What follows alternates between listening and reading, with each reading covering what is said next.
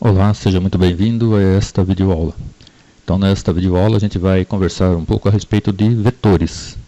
Então, vetores é uma estrutura de dados básica, é a primeira que geralmente qualquer curso de estruturas de dados aborda. E a gente poderia entender vetores como um arranjo, uma forma de arranjar os dados, tanto é que em inglês o nome é array. E tem muita semelhança com a matemática, né? Então, esse vetor, essa estrutura de dados chamada vetor na matemática, a gente pode encontrá-la como matriz, ou no caso aqui matriz linha, né? Então, na matemática, matriz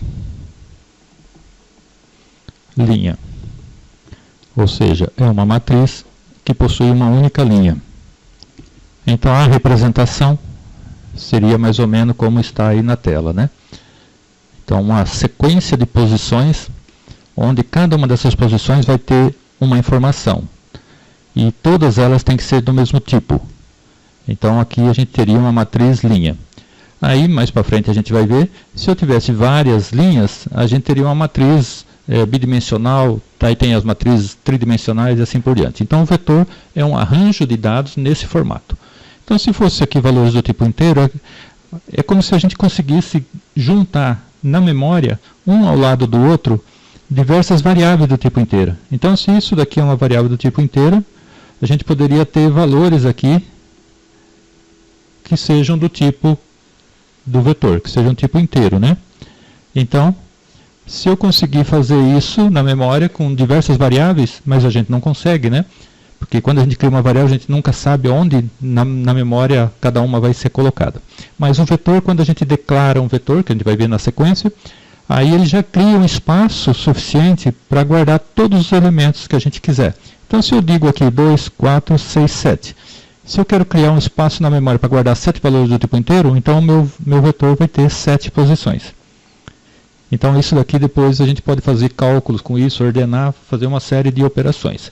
Então, vetor a gente pode entender como uma área contígua, ou seja, uma posição após a outra de mesmo tipo. Então, isso poderia ser a definição de um vetor. Então, para a gente entender melhor um pouco como que o computador lida com isso, então vamos ver, conversar um pouquinho a respeito de variáveis e memória. E memória RAM. Então, como que o computador armazena as informações que a gente coloca lá no programa? Bom, então eu fiz aqui uns rabiscos aqui para tentar representar como funciona o uso da memória no computador. Então, vamos imaginar que a memória seja isso daqui. Então, o que é a memória do computador? É uma série de posições, tudo em sequência. Então, às vezes, a gente tem o hábito de pensar que ela é distribuída, por exemplo, assim. Não, não é. Ela não é com linhas e colunas. Ela é uma sequência. Então, se eu tenho 4 GB de memória, vai de 0 a 4 bilhões de posições. Então, uma após a outra. E cada posição dessa, que é um byte, ele ocupa cada espaço desse, que é um byte, ele ocupa uma posição nessa distribuição aqui. Então, vai da posição 0 até o limite da memória. 4 bilhões, 8 bilhões, dependendo da capacidade. Quando a gente liga o computador, então ele carrega uma série de programas, o sistema operacional e uma série de outros programas necessários para o seu computador funcionar. Então, tem uma parte da memória que já vai estar comprometida. Aí depois também você pede para executar um outro programa. Então, essa parte aqui vermelha representa todos os programas que estiver executando, inclusive o seu que você está testando. Aí você tem uma declaração no seu programa para criar uma variável. Por exemplo, você coloca lá int x. O que significa isso? Tem uma região da memória do seu programa, a hora que ele carrega para a memória, o sistema operacional carrega o seu programa na memória, uma parte do seu programa tem uma coisa chamada tabela de símbolos. Tabela de símbolos é todas as variáveis que você cria, variáveis constantes e outras coisas que você cria no seu programa. Então, quando a gente declara uma variável, ele vem aqui na tabela de símbolo e vai marcar aqui, por exemplo, a variável x. A hora que você declarou, ele vai ter que criar um espaço na memória para guardar a variável x. Então, ele marca aqui que a variável x representa, na verdade, é uma forma de você acessar determinada posição da memória.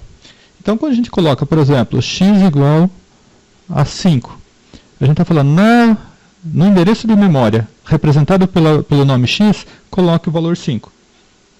Então, é isso, mais ou menos isso que acontece. Aí, vamos imaginar que a gente tenha criado aqui, então, um vetor. Por exemplo, int n5.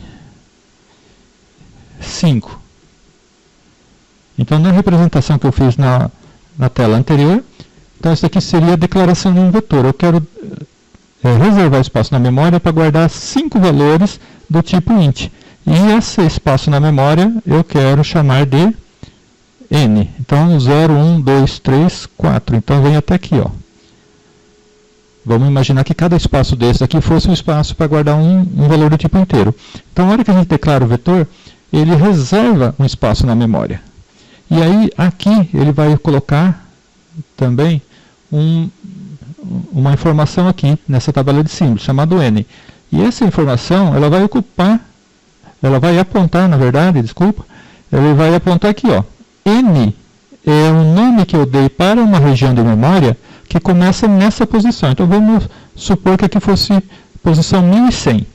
Então, esse nome aqui, ele faz referência a uma posição de memória que é 1100.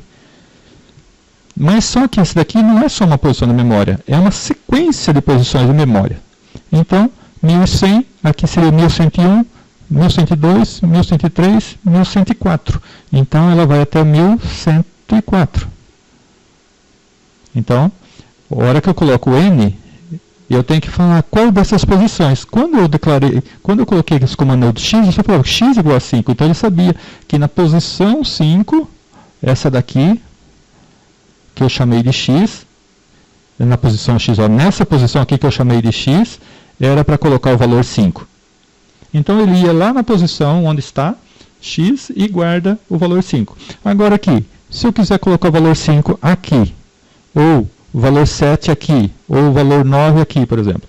Então, ó, eu vou ter que fazer assim, ó, n, que posição que eu quero? Posição 0, igual a 5. Então, ele faz isso daqui, coloca o 5 aqui. Agora eu quero colocar 7 aqui. Então, ó, vocês viram que eu coloquei posição 0. Então, a primeira posição desse arranjo, dessa sequência de posições aqui, que eu chamei de n, e que tem 5 posições, a primeira posição ela é numerada partindo do 0. Então, num vetor, a gente pode fazer o acesso pela posição que a gente quer manipular. Então, aqui seria 0, posição 0, posição 1, posição 2. Então, o 7 na posição 2. Então, 7. E aqui, então, posição 3, posição 4. Então, o 9 iria na posição 4. Então, a hora que eu faço essa operação aqui, n0, ele sabe que o n aponta para 1100. 1100 mais 0, então fica na própria posição 0. Aqui eu estou colocando 2. Então, o n sempre vai apontar para 100, para essa posição 1100. Então, eu coloco 1100 mais 2, 1102. Então, se na posição 1100, que é o endereço inicial, é a posição 0 do meu arranjo, então 1100 mais 2, 1102. Então, 1100, 1101, 1102. E aqui embaixo, n4. Então, ele vai pegar. O n sempre vai ser a posição inicial. Então, a posição inicial é 1100, então mais 4, então 1100, 1101, 1102, 1103, 1104.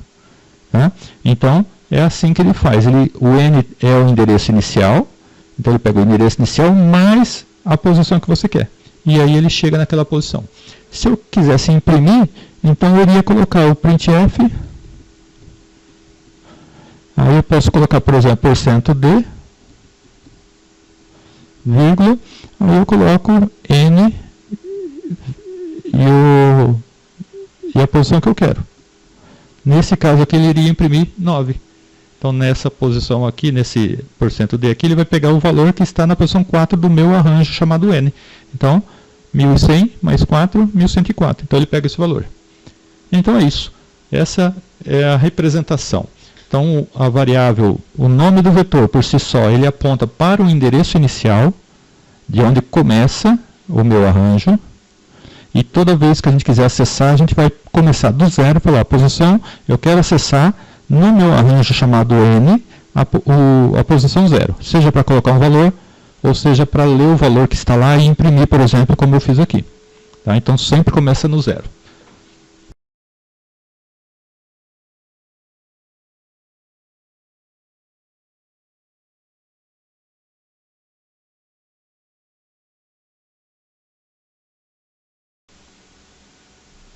Então, muito cuidado ao acessar as posições de memória. Então, aqui, ó, se eu tenho 5, aqui é a quantidade de posições. 1, 2, 3, 4, 5. Mas na hora de acessar, eu só tenho de 0 a 4.